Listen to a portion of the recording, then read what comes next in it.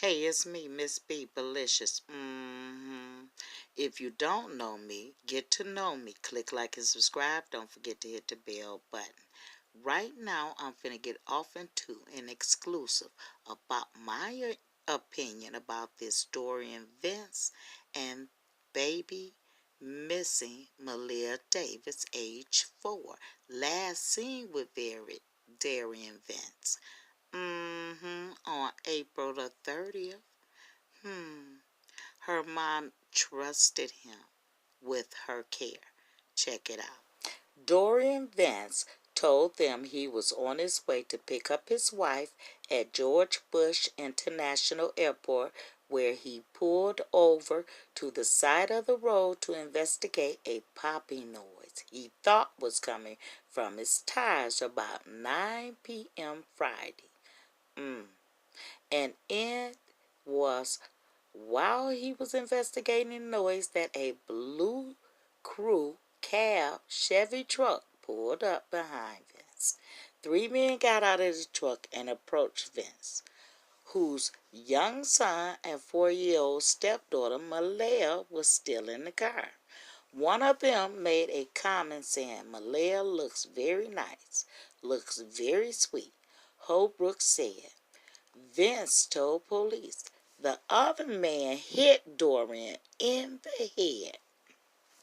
Cops say Vince told them he was knocked unconscious. He said he briefly woke up at one point and realized he was in the back of the truck with the 3 men and the children before passing out again. That's why I'm stuck at, people. If you woke up and your children was there and you in the back of a truck, why not seek for help if you're in the truck in a pickup? Okay? Unless he was squeezed in as 6 passengers in a truck, I don't see no other way. And that's just what I read to you, and I will repeat it. Vince told them he was knocked unconscious. He said he briefly woke up at one point and realized he was in the back of the truck with the 3 men and the children before passing out. Make it make sense, people. And Vince also stated he wandered along the highway with his son for 4 hours looking for help. A highway, people. But no one stopped for him. Impossible. And he ultimately walked to Houston Methodist Hospital between 10 and 11. So he started his journey at 6 in the evening on a highway, supposedly. And nobody helped him. And when the baby made it to the hospital, I would imagine they said the baby was in good health. Okay? Vince completely told them a lie. And what I also don't understand is, a year ago, doctors said Malia, mother, and Vince claimed she fell off a chair a year ago. But the injuries did not align with the explanation. She was taken into temporary custody by CPS, but a judge returned her to her mother and Vince several months later. No one was charged in connection with the incident. By the time she was 4, Malia had undergone 3 head surgeries, her father said. Now you guys let that marinate. It sounded to me like CPS and the judge failed Malia. Yeah, you know you don't fall off a chair and get an injury like that. That was have you happen to undergo several head surgeries. That was clearly child abuse. And her mother, who allowed her to stay in the same home with her, knowing that she had temporary custody or helping out Malia, should have never brought Malia into the household with Vince. That sound screwed itself. Let that marinate. Initially, Vince reported Malia missing after arriving to the hospital in Sugar Land on May the 4th. Police said he claimed to have been in and out of conscious for almost 24 hours, and it does total out to 24 hours.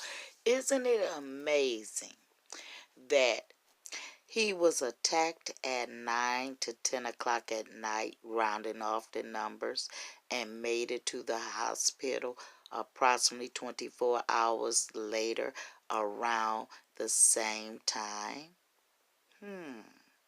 Make it make sense. He sat somewhere and thought about it. Yeah. Let it marinate. So my question to you is, do you think Brittany has something to do with Vince and her setting a plot up to appear as if she was allegedly kidnapped? First of all, if the car was on an assumed flat, and he got abducted with the kids, how in the world did the car leave the scene then? If he got abducted, was a stranger riding around in the car? Or did they know who the driver was? I wonder, did the police fingerprint to clear Brittany from driving that car? Second, what time was it when he was alleged, well, not alleged because we all saw it, he's on video carrying the basket. I wonder what time was that clip taken? Because if he was caught carrying the basket on April the 3rd, that's the same day Brittany got back. Now the question is, did Brittany come home to assist him in the crime? Because he still went to the hospital on the 4th in his own vehicle, allegedly. Make it make sense. I don't think he had a total stranger driving his vehicle. I'm assuming Brittany was driving that vehicle. Think about that. Now let that marinate. My next question is, if Malia, Brittany Bose, Malia's mom, came home on the 3rd, how is it she didn't go straight home? She claimed to have been at a relative's house.